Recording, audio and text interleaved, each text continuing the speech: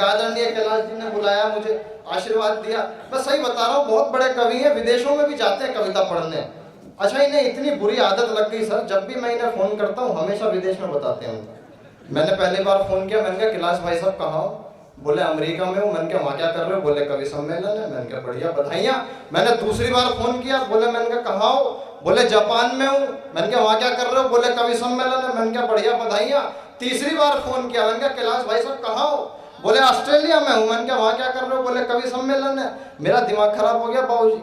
मैं इनके घर पहुंच गया। मैंने कहा यार ऐसा नहीं हो सकता, हर महीने अमेरिका जापान। मैं इनके घर पहुंच गया, मैंने घर जाके घंटी बजाई, बाहर इनका बेटा निकल के आया। मैंने कहा पापा कहाँ है? बोला अंदर मम्मी के साथ बर्तन मांज रहे। भाई साहब मजे लेना, अभी तो कहानी शुरू हुई है। मैंने भाई खड़े खड़े फोन मिलाया। मैंने कहा कैलाश भाई साहब कहाँ हो? बोले कनाडा में हूँ। मेरे से पूछने लगे तू कहाँ है? मैंने कहा बाहर आओ, कनाडा के दरवाजे पर खड़ा हूँ। अपना काव्य पाठ शुरू करता हूँ। पंकज जोशी जी हमारे देश के बड़े कवि हैं। जब मैं आज से 4-6 साल पहले कविता से जुड़ना शुरू कर रहा था तो मैं पंकज जी के पास पहुंच गया।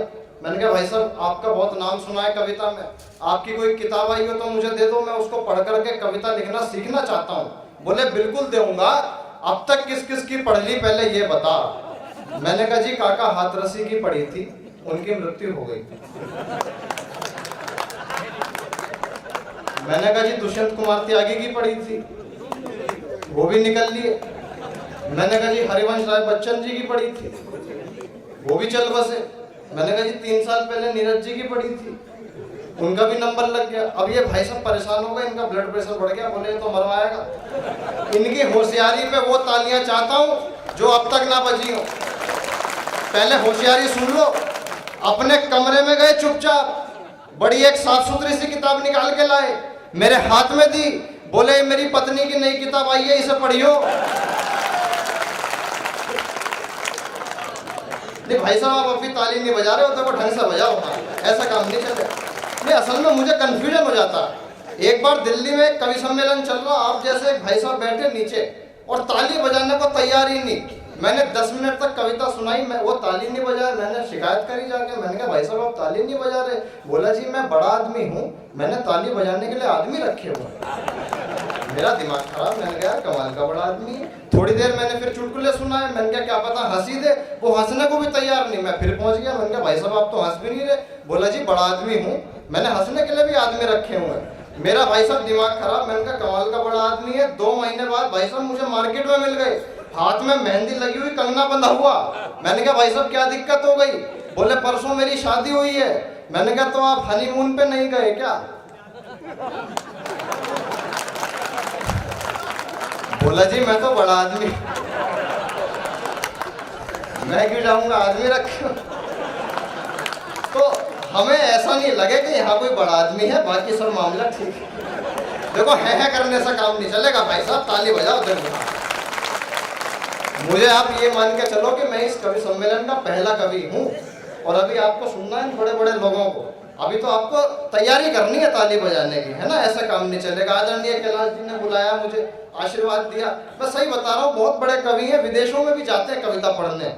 अच्छा, इन्हें इतनी बुरी आदत लग गई सर, जब भी मैं इन्हें फोन करता हूँ हमेशा विदेश में बताते हैं। मैंने पहली बार फोन किया, मैंने कहा कैलाश भाई साहब कहाँ हो? बोले अमेरिका में हूँ। मैंने कहा वहाँ क्या कर रहे हो? बोले कवि सम्मेलन है। मैंने कहा बढ़िया, बधाइयाँ। मैंने दूसरी बार फोन किया, बोले मैंने कहा कहाँ हो? बोले जापान में हूँ। मैंने कहा वहाँ क्या कर रहे हो? बोले कवि सम्मेलन है। मैंने कहा बढ़िया, बधाइयाँ। तीसरी बार फोन किया, मैंने कहा कैलाश भाई साहब कहाँ हो? बोले ऑस्ट्रेलिया में हूँ। मैंने कहा वहाँ क्या कर रहे हो? बोले कवि सम्मेलन है। मेरा दिमाग खराब हो गया बाबूजी। मैं इनके घर पहुंच गया। मैंने कहा यार ऐसा नहीं हो सकता, हर महीने अमेरिका जापान। मैं इनके घर पहुंच गया, मैंने घर जाके घंटी बजाई, बाहर इनका बेटा निकल के आया। मैंने कहा पापा कहाँ है? बोला अंदर मम्मी के साथ बर्तन मांज रहे। भाई साहब मजे लेना, अभी तो कहानी शुरू हुई है। मैंने भाई खड़े खड़े फोन मिलाया।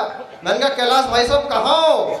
बोले कनाडा में हूँ। मेरे से पूछने लगे तू कहाँ है? मैंने कहा बाहर आओ, कनाडा के दरवाजे पर खड़ा हूँ। मेरे कर्म बता रहा हूँ भाई साहब, मेरा ब्याह क्यों नहीं हो रहा। चंडीगढ़ एक कार्यक्रम में गया था मैं, तो रात को 12 बजे कार्यक्रम खत्म हुआ, तो वापस हमको आना था। हम लोग वापस आने लगे तो एक महिला मेरे पास आई, बोले जी अब रात हुई है, कहाँ जाओगे, सुनसान रास्ता है, आप एक काम करो मेरे घर रुक जाओ, सुबह को निकल जाना। मैं बाबूजी उनके घर चला गया। घर जाके उन्होंने मेरे से बोला ऊपर चले जाओ बिट्टू के कमरे में, उसके साथ सो जाओ। मैंने कहा यार कौन बिट्टू कौन सोए, मैं अपना भाई साहब नीचे सो गया ड्राइंग रूम में। सुबह उठ के देखा, मेरे कर्म देखना, सुबह उठ के देखा तो एक 16-17 साल की लड़की चाय का गिलास लेके मेरे सामने खड़ी, बोले जी गुड मॉर्निंग हेलो। मेरे से पूछने लगी आप कौन? मैंने कहा मैं प्रशांत अग्रवाल। बोलिए, मैंने पूछा आप कौन? बोली मैं बिट्टू। तो मेरे कर्म में सही बता रहा हूँ मैं, नहीं सही है ना, तो भैया कैसे होएगा, है ना। यहाँ तो मैं सही बता रहा हूँ, भ्रष्टाचार इतना ज्यादा है, अभी बहुत सारी बातें भ्रष्टाचार की वो कर रहे थे, है ना। तो यहाँ भ्रष्टाचार की इतनी अद्भुत स्थिति है। वो पिछले दिनों सरकार की एक स्कीम आई कि जिनके यहाँ 4 बच्चों से अधिक होंगे उनको हिंदुस्तान की सरकार सब्सिडी देगी। सुना था भाई साहब आपने? आप हाँ हिला रहे हो, आपने ली दिखे। तो भाई साहब सरकार की स्कीम आई, जिनके यहाँ 4 बच्चों से अधिक होंगे उनको सब्सिडी मिलेगी। तो एक सरकारी कर्मचारी था भाई साहब, उसने अपने 6 बच्चे लिखवा दिए। तो उसके बॉस ने उसे डांटा कि तूने पागल है साले, 6 बच्चे लिखवा दिए। अबे कम से कम 8 तो लिखवा था, 10 तो मैंने लिखवा रखे। भाई साहब कमाल देखना, अब उसके जो बॉस ने उसको जवाब दिया, मजा आ जाए तो सुनना, आपके व्यंग पे तालियां चाहता हूँ। हिंदुस्तान में व्यंग पे भी कितनी तालियां आ सकती हैं, भ्रष्टाचार के सम्मान में तालियां चाहता हूँ। तो कर्मचारी को डांटा उसके बॉस ने कि भाई तूने 6 बच्चे लिखवा दिए, कम से कम 8 तो लिखवा था, 10 तो मैंने लिखवा रखे हैं। कर्मचारी बोला साहब आप शादीशुदा भी तो हो। तो मैं तो बिल्कुल सही बता रहा हूँ साहब, यहाँ अद्भुत स्थिति है। मैं तो बिल्कुल सही बता रहा हूँ, मैं तो भाई साहब स्थितियां मेरे साथ अलग अलग हैं। मैं सही बता रहा हूँ, मेरे कर्म ऐसे ब्याह इसलिए नहीं हो। मैं आ रहा था ट्रेन में, दिल्ली से मैं आया मुरैना के लिए ट्रेन में, तो मैं सबसे ऊपर वाली बर्थ पे था, तीसरी वाली। नीचे वाली 2 बर्थ पे आमने सामने 2 लड़कियां लेटी हुई और आपस में बातें कर रही। उनकी बातों का मजा लेना, फिर मेरे कर्म देखना। पहली लड़की दूसरे से बोलती है कि भाई तुझे शादी के लिए कैसा पति चाहिए? दूसरी ने बोला भाई मुझे तो करोड़पति चाहिए। पहली वाली ने पूछ लिया भाई 1 करोड़ का एक पति नहीं मिला तो? बोले 50-50 लाख के 2 भी चलेंगे। फिर पूछ लिया भाई 50-50 लाख के 2 भी नहीं मिले तो? बोले 25-25 लाख के 4 भी चलेंगे। इसके बाद 10-10 लाख के 10 भी चलेंगे। मेरा दिमाग खराब, बाबूजी मैं नीचे उतरा। मैंने कहा जब 100 रुपए पे आ जाओ, एक नाम मेरा भी लिख लेना। मैं बिल्कुल सही बता रहा हूँ। और ये तो 100 रुपए भी मैंने कह दिए, वरना पेमेंट के हिसाब से उतने की भी हिम्मत नहीं थी। मेरा छोटा भाई बैठा राम बदावर, तो मैं बिल्कुल सही बता रहा हूँ, राम बदावर बहुत अच्छा कवि है। और मुझे इस बात पे फक्र होता है कि हमारी पीढ़ी में राम बदावर जैसे कवि हैं। अभी आप सुनेंगे तो आपको लगेगा कि मैं उनकी तारीफ क्यों कर रहा था। भाई इसके साथ एक ही समस्या है, छोड़ूंगा किसे? इसके साथ एक ही समस्या है, इतना रट लेता भाई साहब, अभी लंबी लंबी कविता सुनाएगा और बिना कागज के सुनाएगा। इतना याद कर लेता भाई साहब, दिमाग खराब, बिना दिमाग लगाए सब कुछ याद कर लेता है। मैंने इससे कहने लगा, मैंने कहा यार राम भाई एक बात सुन, कवि सम्मेलन तो ठीक है पर चले यार एक आध नौकरी पकड़ लेते हैं। कवि सम्मेलन तो ठीक है चलते रहेंगे, पर एक आध नौकरी भी होनी चाहिए। तो बाबूजी हम एक नौकरी के लिए इंटरव्यू देने पहुंच गए। पहला नंबर मेरा लगा, मैं अंदर गया, मेरे से पहला सवाल पूछा गया, बोले जी आप हमारे देश के प्रधानमंत्री का क्या नाम है? मैंने सीना चौड़ा करके उत्तर दिया, मैंने कहा जी विश्वविख्यात आदरणीय श्री नरेंद्र मोदी।